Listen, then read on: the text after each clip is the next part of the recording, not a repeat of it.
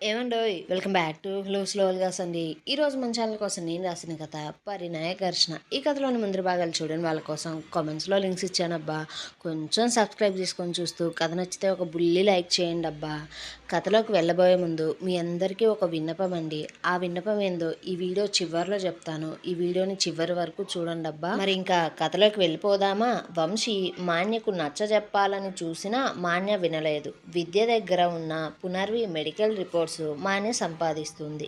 Kalyan Ram doctor ఇచ్చిన anaesthesia ప్రభావంలో ఉండడం చూసి తనతో అసభ్యంగా ఫోటోలు తీసుకుని పునర్వి రిపోర్ట్స్ గురించి తెలుసుకునే పనిలో పడింది.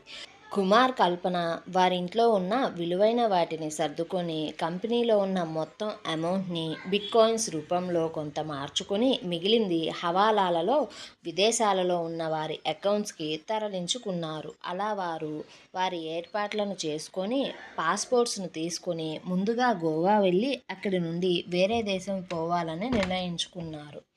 అలా వారు అక్కడి నుండి బయలుదేరిపోయారు. విద్య మదన్ గార్డెన్లో గార్డెనింగ్ చేస్తున్నారు. సూర్యుడు పగలంతా తన నిప్పులను కురిపించే ఎండను ఇచ్చి అలసిపోయి వెళుతూ సాయం సంధ్య అనే తన చెల్లిని కొంతసేపటికి భూమి మీద విడిచి తమ్ముడు చంద్రుణ్ణి పిలవడానికి వెళ్ళగా వేడి గాల్పులు కొంచెం అప్పుడే చల్లటి పవనాలుగా వీస్తుంటే మొక్కలు నాటడం కోసం చేతులు నిండా మట్టి అంటించుకుని ఉన్న విద్య ఆ చల్లటి గాలికి ముందుకు వస్తున్న ముంగురులను సర్దుకోవడం కోసం ఇబ్బంది పడుతుంటే మదన్ తన చేతిలో ఉన్న వాటర్ పైప్ పక్కన పడేసి చిన్నగా విద్య చెంతకు చేరి ఆమె ముంగురులను చెవి వెనక్కు సర్దుతూ ఆమె అందమైన మోమును చూడగా నిశీది రాకుండానే చందమామ ఆకాశంలోకి కాకుండా నేల మీదకు వచ్చి తన ఎదురుగా ఉన్నదా అనిపించే అంత అందమైన మోమును అంత దగ్గరగా చూడ్డంతో అందమైన చందమామలో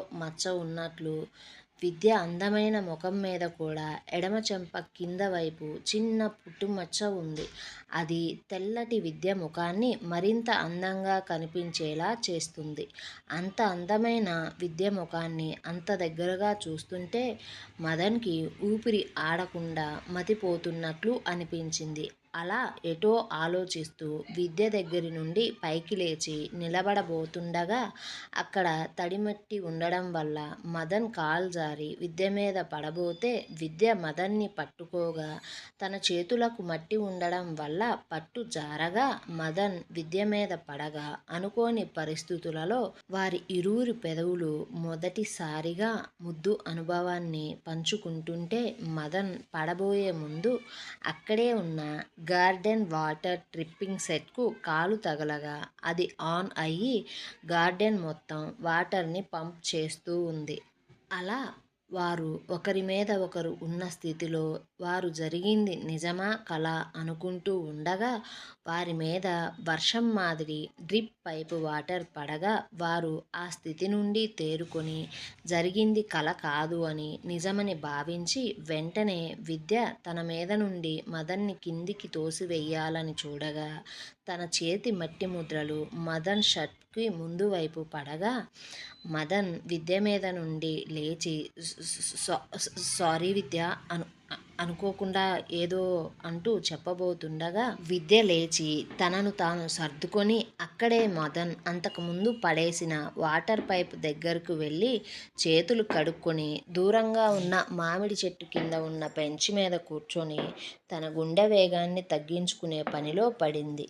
మదన్ ఆమె స్థితిని అర్థం చేసుకుని పక్కనే ఉన్న వాటర్ పైపులను ఆపివేసి తనను తాను కొంచెం స్థిమితపరుచుకొని విద్య దగ్గరకు వెళ్ళగా ఆమె దూరంగా ఉన్న మల్లెపందిరి వైపు చూస్తూ ఆలోచిస్తుంటే మదన్ గట్టిగా గాలి పీల్చుకుని వదులుతూ విద్య ఐఎమ్ సో సారీ, ఏదో అనుకోకుండా జరిగింది, నిజంగా కావాలని అయితే చెయ్యలేదు అంటూ చెప్పగా విద్య తన ఎదురుగా ఉన్న మదన్నే చూస్తూ మదన్ మనం పెళ్లి చేసుకుందామా అంటూ అడగ్గా మదన్ ఆ మాటను విని చాలా షాక్ అయిపోయి బొమ్మల అలాగే నుంచుంటే విద్య మదన్ స్థితిని అర్థం చేసుకొని నువ్విలా షాక్లో ఉండడమే బాగుంది, ఇప్పుడు నేను చెప్పే విషయం నీకు అర్థమయ్యేలాగా చెప్పవచ్చు అనుకొని అవును మదన్. ఇది నీ మీద ప్రేమో, లేక తెలిసిన వారి జీవితంలో జరుగుతున్న సంఘటనల వలనో నాకు తెలియదు. లేదా అసలు ముక్కు మొహం తెలియని వాడిని గుడ్డిగా నమ్మి పెళ్లి చేసుకోవడం భయమో కూడా నాకు తెలియదు. కానీ నాకు ఈ పెళ్లి మీద, ప్రేమ మీద పెద్దగా మంచి అభిప్రాయం అయితే ఏర్పడలేదు జరుగుతున్న సంఘటనలు చూడడం వల్ల. అలా అని నేను పెళ్లి చేసుకోను అంటే ఇంట్లో వారు ఒప్పుకోరు. వారికి నేను ఒక గుదిబండలా తయారవుతా. గుండెల మీద భారంగా కనిపిస్తూ ఉంటా. ఉండేది విదేశాలలో అయినా భారతీయ సాంప్రదాయం మన వారికి నరనరాల్లో ఉంటుంది కదా! అందుకే ఖచ్చితంగా నాకు పెళ్లి చేసేదాకా వారు నిద్రపోరు. అందుకే నాకు తెలిసినా నిన్ను పెళ్లి చేసుకుందాం అనుకుంటున్నా. అది కూడా నీకిష్టం అయితేనే. నాకు తెలిసిన వాళ్ళు ఎంతమంది ఉన్నా నిన్ను మాత్రమే పెళ్లి చేసుకోవాలి అనుకోడానికి నా దగ్గర కారణాలు నాకున్నాయి. నువ్వు ఆనందిని ఇష్టపడినా, తన అన్న, బామ్మ తన మీద నీకు ఆశలు కలిగించినా, ఆమె పరిస్థితిని అర్థం చేసుకున్నావు. తనని ఏమీ అనలేదు. పైగా తనకు సహాయం కూడా చేస్తున్నావు మాన్య విషయంలో. ఇక మాన్య నీకు మంచి ఫ్రెండ్ అయినా, చిన్నతనం నుండి నీకు తెలిసిన అమ్మాయైనా, మీ ఇద్దరి మధ్య చుట్టరికం ఉన్నా సరే, నువ్వు తప్పు చేస్తే ఆమెకు బుద్ధి చెప్పాలనే చూస్తున్నావు. పైగా నీ వంతు సాయం కూడా మా అన్నకు తన ప్రేమ విషయంలో నువ్వు చేస్తున్నావు. అందుకే నువ్వు నన్ను బాగా అర్థం చేసుకుంటావనే నమ్మకం నాకు ఏర్పడింది. అందువలన నీ ముందు నా అభిప్రాయం ఉంచా. ఇక అంతా నీ ఇష్టం. నీ అభిప్రాయం మీదే ఆధారపడి ఉంటుంది. నీ అభిప్రాయం ఏదైనా సరే మదన్, నాకు ఎలాంటి అభ్యంతరం లేకుండా చెప్పచ్చు. నేను నిన్ను అర్థం చేసుకుంటా అంటూ చెప్పవలసిందంతా తనకు చెప్పి మళ్ళీ తిరిగి వెళ్ళి అక్కడ మిగిలిన మొక్కలను నాటే పనిలో పడగా, విద్య మాటలు విన్న మదన్కు అది లవ్ ప్రపోజలా, మ్యారేజ్ ప్రపోజలా, కాంట్రాక్ట్ మ్యారేజా అనేది ఏమీ అర్థం కాలేదు. దాంతో అతని ఆలోచనలలో అతను ఉండి అక్కడి నుండి తన గదికి వెళ్ళగా, మదన్ అవతారం చూసిన యతిన్ నవ్వుతూ, ఎరా పొలం పని చేసేస్తున్నావా, గార్డెనింగ్ చేసేస్తున్నావా అంటూ అడగ్గా, మదన్ ఆ మాటలు ఏవీ పట్టించుకోకుండా ఫ్రెష్ అవ్వడం కోసం వెళ్ళిపోయాడు. మాన్య పునర్వి రిపోర్ట్స్ గూగుల్లో పరిశీలించి చాలా మేర విషయం అర్థం చేసుకుంది. అది చూసి చిన్నగా నవ్వుకుంటూ, ఇప్పుడు నా పని చాలా సులువుగా అయిపోతుంది అనుకుని తన డ్రామా స్టార్టింగ్ పాయింట్ గురించి విద్య మొక్కలు నాటి గదికి రావడం విండో నుంచి చూసిన మాన్య చిన్నగా నవ్వుకుంటూ తన మీద ఉన్న షర్ట్ బటన్స్ 4 తీసి తన ఎదురుగా ఆదమరచి నిద్రపోతున్న కళ్యాణ్ రామ్ని చూస్తూ, పూర్ బావ, జరిగేది ఏది తెలియకపోయినా హాయిగా నిద్రపోతున్నావు అనుకుంటూ అతని మెడ మీద, పెదవుల మీద, ఇంకా అతని షర్ట్ పైభాగంలో తన లిప్స్టిక్ అంటేలా ముద్దులు పెట్టి అతని పక్కలో పడుకొని ఇద్దరి మీద దుప్పటి కప్పి చిన్నగా నవ్వుకుంటూ కళ్ళు మూసుకుంది. విద్య గది తలుపులు తీసి లోపలికి రాగా ఎదురుగా కనిపిస్తున్న దాన్ని నమ్మలేనట్లుగా చూస్తూ ఒక్కసారిగా కళ్ళు నలుపుకుంటూ చూడగా ఎదురుగా కనిపిస్తుంది అస్సలు మారడం లేదు. దాంతో ఆమె చిన్నగా మాన్య, మాన్య అంటూ పిలిచినా ఆమె లేవలేదు. కళ్యాణ్ని కూడా పిలవగా అతను కూడా కదలట్లేదు. అది చూసి విద్య పరుగులాంటి నడకతో గది బయటికి వచ్చి తలుపులు వేసి చుట్టుపక్కల చూడగా ఆనంది చదువుకుంటుంటే పునర్వి తనకు టీ తీసుకొని పోతుంది.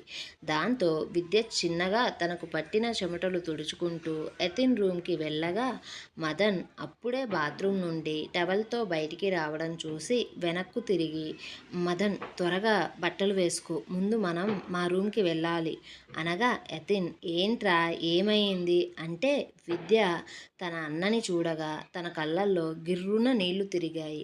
అలా మాన్యను తన అన్న చూస్తే ఏమైపోతాడో అని ఊహించుకుని దాని గురించి ఆలోచించుకుని మనసులో బాధగా ఉన్న యతిన్ మాన్యను అలా చూస్తేనే తనని మర్చిపోగలడు అని ఆలోచించుకుని, మీరు త్వరగా నాతో పాటు రండి అంటూ చెప్పగా, ఇంతలో మదన్ షర్ట్స్ వేసుకుని టీషర్ట్ సరిచేసుకుంటూ జుట్టు తడి తుడుచుకుంటూ ఏంటి విద్య, ఏమైంది అంటుంటే విద్య వారిద్దరి చేతులు పట్టుకొని తన గదికి తీసుకొని పోతుంది.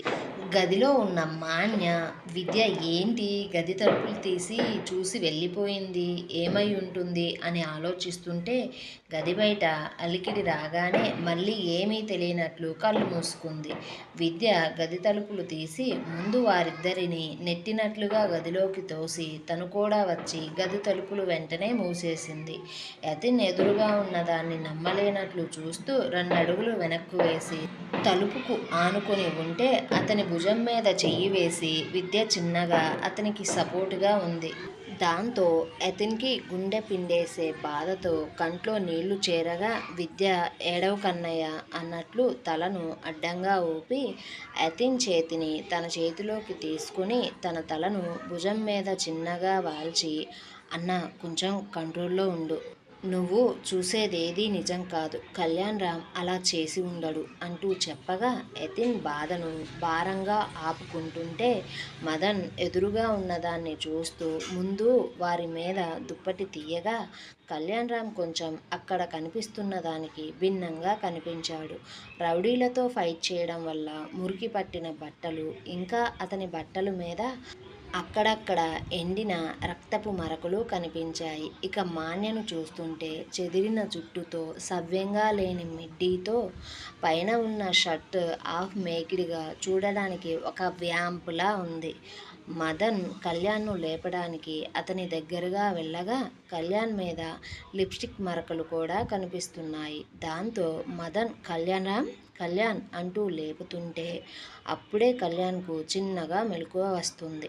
మదన్ మాన్య చేయి పట్టి గట్టిగా గుంజి కోపంగా మాన్యా అంటూ పిలవగా మాన్య అప్పుడే లేస్తున్నట్లు ఒళ్ళు విరుస్తూ లేచి ఎదురుగా ఉన్నవారి వైపు చూస్తూ తనను తాను చూసుకుంటూ సిగ్గుగా మీదికి దుప్పటి లాక్కొని మీరంతా ఇక్కడేం చేస్తున్నారు అంటూ పక్కనే అప్పుడే చిన్నగా కళ్ళు తెరుస్తూ మూస్తూ ఉన్న కళ్యాణ్ని చూస్తూ చిన్నగా నవ్వుకుంటూ బావా నువ్వు కూడా లేచావా అంటూ సిగ్గుపడుతూ ఎదురుగా ఉన్నవారిని చూస్తూ సారీ ఏదో అనుకోకుండా ఇలా జరిగిపోయింది, మీరు తప్పుగా అనుకోకండి. ఎంతైనా కళ్యాణ్‌రామ్ నా బావ, నేను తనని ఇష్టపడుతున్నా, అందుకే నా బావ నా దగ్గరికి వచ్చినా నేను వద్దనలేకపోతున్నా అంటూ ప్రతి మాటను సాగదీస్తూ యతిన్నే చూస్తూ చిన్నగా తన కళ్ళు ఎగరేసింది. మాన్య గొంతు అంత దగ్గరగా వినేసరికే కళ్యాణ్ స్పృహలోకి వచ్చి గదిని, అక్కడి పరిస్థితిని అర్థం చేసుకుంటుంటే మాన్య మాటలు విన్న యతిన్, విద్య, మదన్ వారు మాన్యను చాలా అసహ్యంగా చూస్తూ ఉంటే మాన్య చిన్నగా బటన్స్ పెట్టుకొని తన జుట్టును మళ్ళీ బ్యాండ్తో టైట్ చేసుకుంటుంటే కళ్యాణ్‌రామ్‌కి ఒక్కసారిగా జరిగిందంతా అర్థమై చిన్నపాటి కంగారుతో చిన్నగా తన చేతిని దుప్పటి లోపల ఉన్న తనకు వేయబడిన కుట్లు మీద చేతిని చిన్నగా తడమగా అతనికి మనసు ప్రశాంతంగా అనిపించింది. దాంతో ఒక్కసారిగా ఊపిరి ప్రశాంతంగా పీల్చుకొని మాన్య ఏం చేసి ఉంటుందో గ్రహించి చిన్నగా మదన్ని పిలిచి అతని సపోర్ట్తో బెడ్ మీద నుండి లేవగా మాన్య బావా ఫీల్ అవ్వకు, ఎందుకంటే ఇది చాలా చిన్న విషయం. నేను నిన్ను, నీ బాధను అర్థం చేసుకుంటా. నీకు మాత్రం తండ్రి అవ్వాలనే కోరిక ఉంటుందిగా. నీ భార్య వల్ల నీకు అలా పిలిపించుకునే అవకాశం లేదు కాబట్టే నువ్వు ఇలాంటి నిర్ణయం తీసుకున్నావు. నాకు నువ్వంటే ప్రేమ కాబట్టే నేను నీకు రెండవ భార్యగా ఉండడానికి ఒప్పుకున్నా. అందుకే మన మధ్య జరిగిన దానికి నేను బాధపడడం లేదు, నువ్వు బాధపడకు. ఎందుకంటే ఇప్పుడు జరిగిన దానివల్ల నువ్వు ఖచ్చితంగా మన బిడ్డకు తండ్రివవుతావు అంటూ మాన్య అంటుంటే మాన్య చెబుతున్న మాటలకు అక్కడ ఉన్న ప్రతి ఒక్కరి బుర్రలు పగిలిపోయేలా ఉంటే కళ్యాణ్‌రామ్ మాత్రం మాన్య ఎంత దూరం వెళ్ళగలదో అని చూస్తూ ఉన్నాడు. ఇంతలో ఆ రూమ్ డోర్ కొట్టిన శబ్దం వినిపించింది. విద్యను పిలుస్తూ విద్యా, మాన్య లోపలే ఉన్నారా? టీ తీసుకుని వచ్చాను, తలుపు తీయండి అంటూ డోర్ కొడుతూ పునర్వి పిలుస్తుంది. ఏవండోయ్ వీడియో మొదట్లో ఒక చిన్న అనౌన్స్మెంట్ ఉందని చెప్పాను కదండి. ఈ రోజుకి మన ఛానల్ పుట్టి సంవత్సరం అయ్యిందండి. అలాగే ఐపీఎల్ పుట్టి 17 సంవత్సరాలు అయిందండి. నేను ఒక క్రికెట్ పిచ్చిదాన్ని. అందుకనే ఐపీఎల్ పుట్టిన రోజే నా ఛానల్ని కూడా పెట్టాను. ఐపీఎల్ సక్సెస్ అయినట్టే ఛానల్ కూడా సక్సెస్ అయ్యిద్ది అనుకున్నానండి నేను. కాకపోతే నేను పెట్టుకున్న టార్గెట్ 3000 అండి. ఈ వీడియోని నేను స్టార్ట్ చేసినప్పుడు ఉన్న సబ్స్క్రైబర్స్ సంఖ్య 2888 మందండోయ్. సో మీరు కొంచెం పెద్ద మనసు చేసుకొని నా 3000 టార్గెట్ని ఫినిష్ చేస్తారని మనస్ఫూర్తిగా కోరుకుంటూ ఒకసారి హ్యాపీ బర్త్డే ఊహలు ఊసులు ఓల్గాస్ అని కామెంట్ చేసి కొంచెం బూస్ట్ ఇవ్వండి అబ్బా.